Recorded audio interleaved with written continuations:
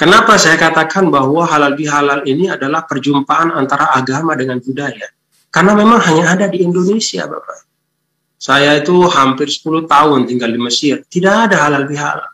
Tidak ada namanya halal bihalal, kemudian memaafkan secara khusus, apalagi diacarakan seperti ini. Bahkan istilah halal bihalal pun itu tidak dikenal oleh orang Arab. Walaupun kata-katanya dari bahasa Arab. Tapi ini namanya Arabiyatun Mu'andasatun. Kosa katanya Arab, tapi gayanya gaya Indonesia. Bahkan bukan hanya gayanya, tapi ini kreasi orang Indonesia. Ya, jadi halal bihalal adalah wujud dari perjumpaan antara agama dan budaya.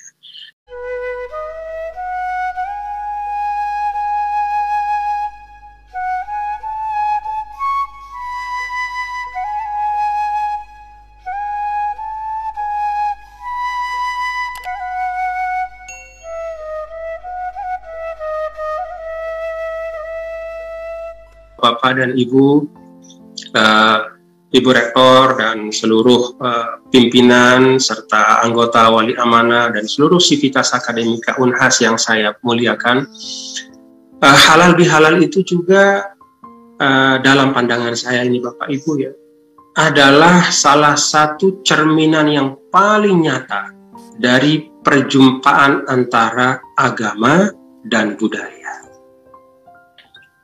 Saya orang yang meyakini dan memang seperti itulah dalam bahasa Al-Quran juga di dalam ungkapan-ungkapan Rasulullah Sallallahu Alaihi Wasallam bahwa agama itu pada hakikatnya kan tidak pernah hadir di ruang hampa. Agama itu selalu hadir dalam ruang dan waktu tertentu. Jadi agama Islam hadir dalam sejarah. Semua nilai keilahian yang ada di dalam agama, kesucian yang ada di dalam wahyu, kemuliaan dan kesempurnaan yang ada di dalam Al-Quran hadis, itu kemudian masuk dalam sejarah, masuk dalam ruang dan waktu, yang di situ ada manusia dengan seluruh budaya, tradisi, dan adat istiadat. Nah, ketika agama berjumpa dengan budaya, agama mensuplai budaya dengan nilai. Jadi ini sudah ada budaya nih, ada manusia-manusia di situ, lalu datang agama dengan seperangkat nilai-nilai mulianya, dia suplailah budaya itu, sehingga lahirlah budaya bernilai tinggi atau al-adatul karimah, al-azimah, yaitu ada budaya-budaya yang memang mulia, yang memang tinggi nilainya. Karena agama mensuplainya dengan nilai. Nah, pada saat yang sama, budaya juga mensuplai agama dalam bentuk tradisi-tradisi keagamaan. Nah, termasuk diantaranya adalah tradisi halal bihalal yang ada pada kita semua di Indonesia. Kenapa saya katakan bahwa halal bihalal ini adalah perjumpaan antara agama dengan budaya? Karena memang hanya ada di Indonesia, Bapak. Saya itu hampir 10 tahun tinggal di Mesir. Tidak ada halal bihalal. Tidak ada namanya halal bihalal, kemudian memaafkan secara khusus, apalagi diacarakan seperti ini. Bahkan istilah halal bihalal pun itu tidak dikenal oleh orang Arab. Walaupun kata-katanya dari bahasa Arab. Tapi ini namanya Arabiyatun Mu'andasatun. Kosa katanya Arab, tapi gayanya gaya Indonesia. Bahkan bukan hanya gayanya, tapi ini kreasi orang Indonesia. Jadi halal bihalal adalah wujud dari perjumpaan antara agama dan budaya. Dan inilah sebenarnya Bapak-Bapak Ibu, inilah perjumpaan yang kita harapkan. Jadi ketika agama itu hadir dalam ruang kehidupan, dia kemudian memacu masyarakat untuk melahirkan tradisi-tradisi yang baik. Ya. Dan pada saat yang sama juga masyarakat tertantang untuk menghadirkan tata nilai yang mulia, ya, karena dia menjadi orang atau insan yang beragama. Inilah perjumpaan yang terbaik. Tapi ketika misalnya kalau ada kita melihat ekspresi keberagaman yang melahirkan kekerasan, melahirkan kehancuran, melahirkan kebencian, itu berarti terjadi perjumpaan. perjumpaan yang kalau bahasa gampangnya itu perjumpaan yang koslet, Bapak Ibu. Jadi perjumpaan yang koslet yang tidak seharusnya. Agama semula diharapkan untuk mensuplai masyarakat dengan nilai-nilai yang baik, ternyata yang lahir kok masyarakat yang penuh dengan kebencian. Apa yang salah di situ?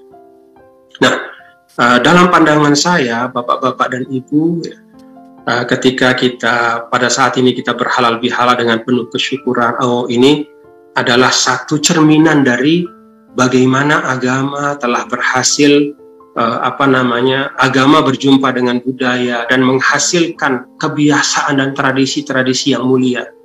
Tapi pada saat yang sama kita juga melihat bahwa tidak sedikit di tengah-tengah kita sebagai umat beragama. Saya yakin masyarakat di Makassar, di Sulawesi itu hampir sama dengan di NTB. Itu cintanya pada agama luar biasa. Semangatnya untuk menghidupkan nilai-nilai agama juga luar biasa. Tapi, nah ini bagian dari yang saya sebut tadi, bahwa ketika bersilaturahim ini kita harus siap untuk muhasabah. Tapi pada saat kita mengaku sebagai mujtama'un mutadayyin, masyarakat yang beragama, pada kenyataannya dalam keseharian ternyata masih banyak perilaku-perilaku yang sungguh-sungguh jauh dari tuntunan agama. Di satu sisi katakanlah ada permisifme yang luar biasa. Ya mohon maaf, kita ilustrasi saja nih ilustrasi atau intermezzo lah istilahnya Bapak Ibu. Kita ini masyarakat Muslim yang terbesar populasinya di dunia. Tapi dalam riset tentang penggunaan internet, ternyata Indonesia adalah negara yang menempati 3 teratas yang paling banyak mengakses situs-situs porno. Itu fakta. Nah, berarti kan Berarti pada saat kita adalah masyarakat yang mutadayyin, yang kita mengaku kita masyarakat beragama, tapi ada ternyata permisifme di tengah masyarakat. Di satu sisi, ini satu ekstremitas, satu bentuk yang ekstrim, yaitu bentuknya adalah bentuk liberal, bentuk sekular, bentuk yang permisifme, hedonisme. Nah, di sisi yang lain juga ada ekstremitas yang lain, yaitu ujungnya misalnya terorisme, kekerasan atas nama agama. Nah, disinilah menurut saya hal yang kedua yang ingin saya sampaikan, bahwa mari kita jadikan halal bihalal ini sebagai satu contoh baik bagaimana membangun keberagamaan yang konkret dan real di tengah masyarakat. Jadi keberagamaan yang tidak hanya indah dikhutbahkan, keberagaman yang tidak hanya khusyuk ketika membaca Al-Quran, keberagaman yang tidak hanya tercermin dari nama-nama kita yang islami, dari baju kita yang mungkin kita anggap islami, dari busana kita, tapi yang konkret dan real mewujud dalam hubungan sosial kita. Nah, karena itu saya ajak, sekali lagi Bapak Ibu, yuk kita jadikan, ini hal kedua yang ingin saya sampaikan, halal bihalal ini sebagai inspirasi kita untuk memperbanyak bentuk-bentuk interaksi sosial yang memang cocok dengan agama kita, yang memang merupakan pesan dari agama.